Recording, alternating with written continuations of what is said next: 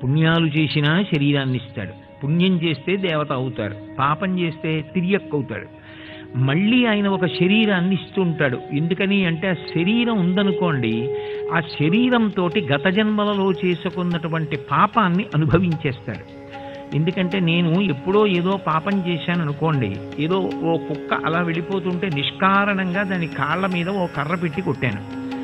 ఆ కుక్క నిష్కారణంగా నన్ను కొట్టాడే, నేను తిరిగి వాడిని కొట్టలేను కదా అని ఏడుస్తూ కాలు ఈడుచుకుంటూ వెళ్ళిపోయింది. దానికి అది తగ్గడానికో ఏడాది పట్టింది. అది ఏ వైద్యుడి దగ్గరికి వెళ్తుంది? ఆ పాపం పోవాలి. ఆ పాపం పోవాలి అంటే ఓ శరీరం ఉండి ఈ శరీరంలో మోకాలు నిప్పెట్టింది అనుకోండి, నేను కూడా మోకాలు నిప్పిని ఒక ఏడాది అనుభవించాను అనుకోండి, నేను నిష్కారణంగా కుక్కని కొట్టినటువంటి పాపం నేను మోకాలు నిప్పి అనుభవించడంలో పోయింది.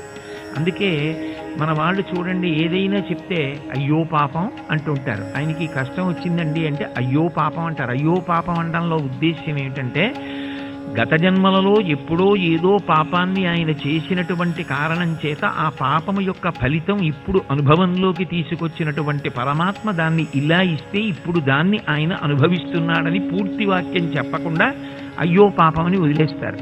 కాలోహి బలవాన్ కర్త సతతం సుఖదుఃఖయో నరాణం పరతంత్రాణం పుణ్యపాపానుయోగత అంటాడు వ్యాసుడు దేవీ భాగవతంలో.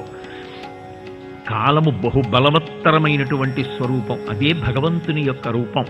ఆ కాలంలో జీవులు గత జన్మలలో ఎన్ని పాపపుణ్యములు చేశారో గుర్తుపెట్టుకున్నటువంటి పరమాత్మ పాపములకు ఫలితంగా దుఃఖాన్ని, పుణ్యానికి ఫలితంగా సుఖాన్ని మార్చి మార్చి ఇస్తూ ఉంటాడు.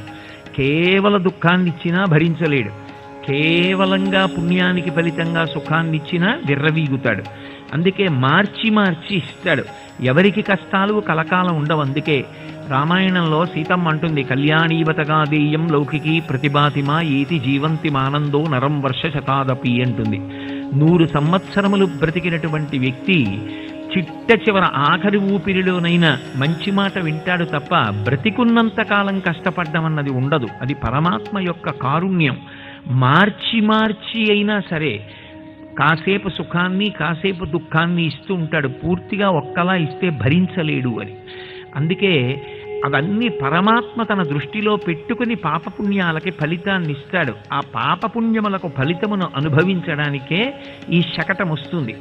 ఒకవైపు పాపపుణ్యములను అనుభవించేస్తాడు, ఇంకొక వైపు శాస్త్రాన్ని గురువుని ఆశ్రయించి చెయ్యవలసినటువంటి మంచి పనులు పుణ్యకర్మలు చేసేసుకుంటుంటాడు. ఈ శరీరం లేకుండా ఎలా చేస్తాడు?